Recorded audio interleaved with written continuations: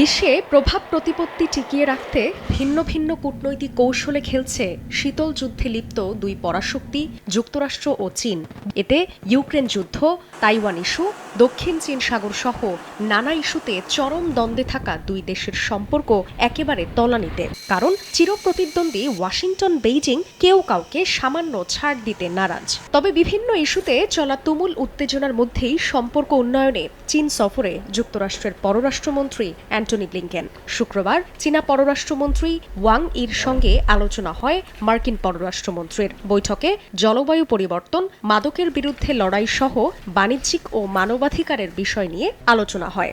যদিও এদিন ঝাঁঝালো সুরে আক্রমণ করে যুক্তরাষ্ট্রকে চরম হুঁশিয়ারি দেন চীনা পররাষ্ট্রমন্ত্রী। চীন এবং মার্কিন যুক্তরাষ্ট্রের স্থিতিশীলতার সঙ্গে সামনের দিকে অগ্রসর হওয়া উচিত, নাকি সম্পর্কে বিপর্যয় আনতে চায়? প্রশ্নটা ওয়াশিংটনের জন্য।